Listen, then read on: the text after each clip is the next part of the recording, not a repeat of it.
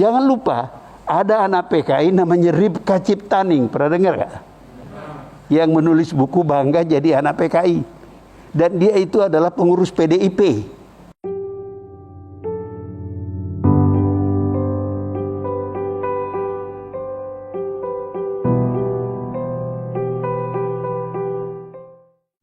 Salah satu problem di Indonesia ini, orang nggak tahu sejarah, malas belajar sejarah. Saya beri beberapa contoh. Kesalahan pemerintah karena tidak mengerti sejarah. Dan juga mungkin ini pemimpin Islam juga banyak yang melakukan kesalahan karena tidak begitu mempelajari sejarah, tidak mengerti. Contoh yang selalu saya kemukakan, kalau nggak salah di TV tadi malam saya ulangi lagi, Bung Karno. Bung Karno itu menjelang Gestapo mengembangkan ideologi Nasakom. Masih ingat? Kalau usia Anda masih sekitar usia saya 77, tentu ingat. Tapi yang muda-muda mungkin nggak ingat. Jadi Nasakom ini gagasan Bung Karno tahun 26. Setelah pemberontakan PKI, Silungkang, Jakarta, dan Banten. Kalah, tumpas oleh Belanda. Dan pemberontak dibuang ke Bovendigul. Bovendigul itu di Papua sekarang. Bung Karno melihat pemberontakan itu gagal karena tidak ada persatuan. Itu komunis saja. Jadi Bung Karno mengajak persatuan nasionalis, Islam, dan komunis. Nggak ada masalah waktu itu. Kenapa tidak ada masalah? Komunis belum jadi ancaman bagi orang Indonesia. Tahun 48, bapak-bapak, ibu-ibu, mudah-mudahan belajar sejarah, tahu ada pemberontakan PKI di Madiun. Banyak korbannya.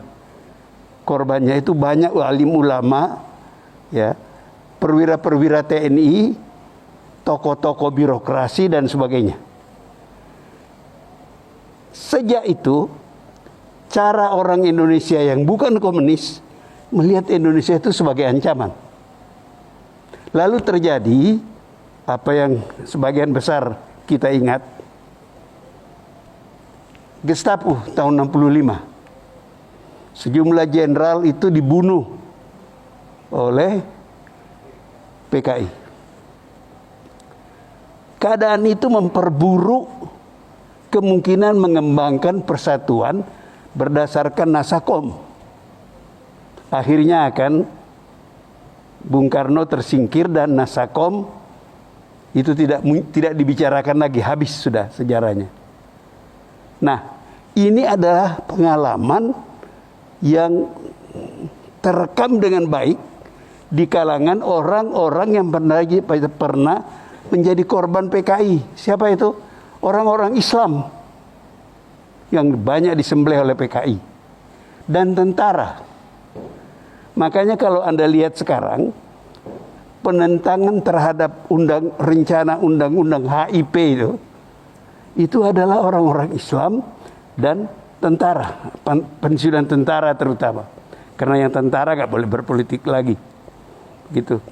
Nah, saya mengatakan seandainya Bung Karno tahun-tahun demokrasi terpimpin sejak 59 sampai tahun 65 menyadari, mempelajari sejarah itu, beliau tidak berkutat mempertahankan Nasakom. Karena mempertahankan Nasakom itulah, maka dia akhirnya tersingkir. Nah, ketika undang-undang HIP itu mulai muncul, orang Islam teringat, ini kalau dibiarkan, ini akan kembali kepada Nasakom. Tentara juga, ini berbahaya. Kalau ini dibiarkan, itu bisa kejadian pembantaian seperti dulu. Nah, apakah ada kemungkinan ke sana? Apakah ada bahaya itu ada?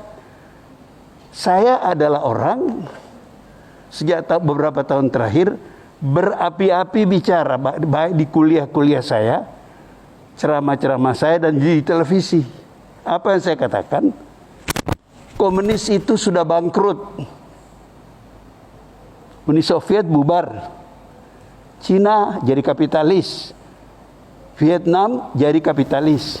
Ada partai komunis di negeri itu, tapi ideologi komunis tidak lagi mereka jalankan. Tapi kalau Anda tanya, saya baca kemarin ada berita dari Beijing, Xi Jinping itu masih menyebut komunis, tapi nggak ada praktek komunis lagi. Saya berkali-kali ke Tiongkok, itu kapitalis betul. Sudah mati itu ideologi. Lah kok masih takut kita di Indonesia? Pengalaman kita menunjukkan di zaman Nasakom sebelum Gestapo, PKI itu berlindung di balik Soekarno untuk menindas orang Islam. Hamka di penjara, sejumlah tokoh-tokoh Masyumi di penjara, tokoh-tokoh Islam. Selain orang seperti Mokhtar Lubis, ya, orang seperti Syahrir, itu semua musuhnya PKI, penjara. Baru bebas setelah Gestapo, dibebaskan oleh pemerintahan Orde Baru. Jadi orang ada ketakutan, jangan sampai PKI itu menyelusup ke dalam PDIP, ya, dan dari dalam menggunakan tangan pemerintah menindas orang Islam. Jangan lupa ada anak PKI namanya Ribka Ciptaning, pernah dengar gak? Yang menulis buku Bangga Jadi Anak PKI. Oke? Dan dia itu adalah pengurus PDIP. Dan dia mengatakan di partai itu ada 2 anak PKI. Apakah dia mau mendirikan partai komunis? Tidak. Tapi dia bisa menggunakan kekuasaan itu meminjam tangan pemerintah, membalaskan dendamnya kepada orang-orang Islam. Ini yang ditakutkan oleh orang Islam. Bukan partai komunisnya. Partai itu sudah bangkrut. Habis sudah. Jadi kembali lagi, mengapa ini saya jadikan contoh? Karena Bung Karno tidak mempelajari sejarah dengan benar. Bahwa gagasan tahun 26 tidak bisa dipakai lagi di tahun 60-an. Tahun 26 tidak ada komunis internasional. Tidak ada perang dingin. Tidak ada pertentangan antara Amerika dengan Uni Soviet. Ketika Bung Karno berapi-api bicara persatuan berdasarkan Nasakom di zaman demokrasi terpimpin antara tahun 59 sampai Gestapo, keadaan dunia sudah berubah. Perang dingin luar biasa hebatnya. Dan Indonesia tidak bisa terbebas dari perang dingin itu. Tidak ada negara yang bisa bebas dari pergolakan zaman itu. Nah, seandainya Bung Karno belajar sejarah dengan baik, dia tidak paksakan kehendaknya untuk masyarakat Indonesia. Akibatnya fatal, berapa banyak orang terbunuh setelah Gestapo itu. Tidak semua orang itu komunis. Banyak yang nggak ngerti apa-apa.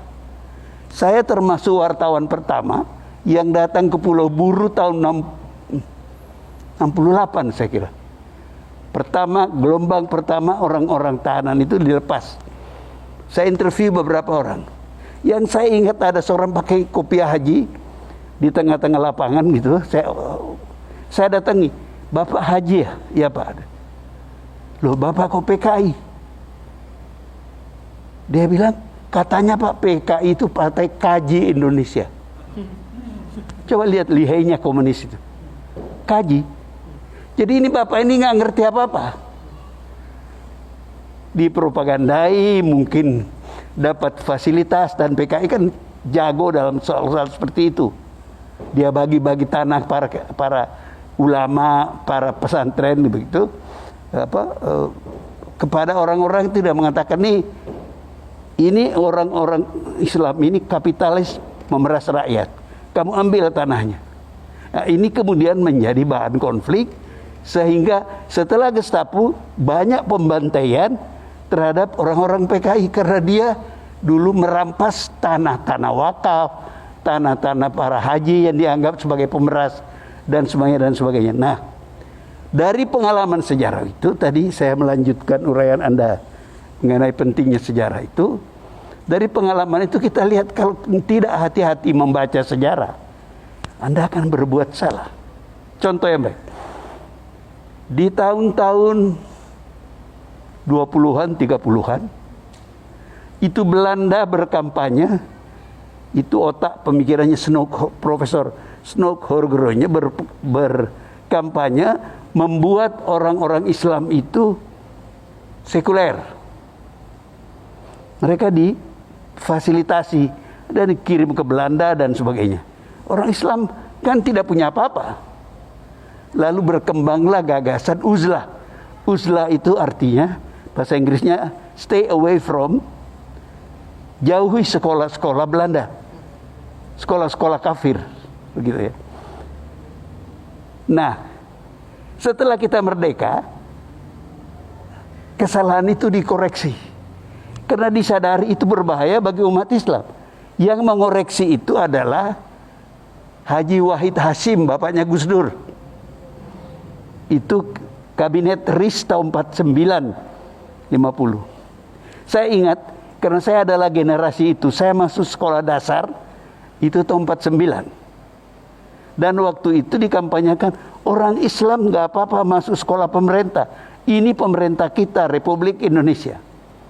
Nah, itu menarik. Kalau Anda hitung-hitung anak-anak Islam mulai masuk sekolah umum, kalau Anda hitung 6 tahun sekolah dasar, 6 tahun sekolah menengah, SMP, SMA, ya, maka tahun berapa itu? 49, 12 tahun. Itu pada tahun-tahun itu untuk pertama kali Anda melihat orang sholat pakai dasi. Pertama kali Anda melihat musola-musola di kantor-kantor. Oke, kalau dihitung di militer, kelanjutannya ini tambah 3 tahun akademi militer, lulusan akademi militer ditambah 21 tahun, jenderal-jenderal anak santri adalah Faisal Tanjung, bapaknya tokoh Muhammadiyah. Dan banyak orang-orang ini, mereka mengubah tentara Indonesia menjadi tidak haram lagi bagi anak-anak pesantren. Pada zaman Faisal Tanjung itu, anak-anak pesantren boleh masuk akademi militer. Di kemudian hari, Anda lihat banyak markas-markas Kodam yang ada masjidnya bagus-bagus. Itu akibat kesadaran sejarah bahwa tidak bisa kita teruskan kebijakan zaman kolonial ke zaman merdeka. Jadi apa yang Ustadz tadi sampaikan, itu saya memberikan bukti saja bahwa itu penting sekali.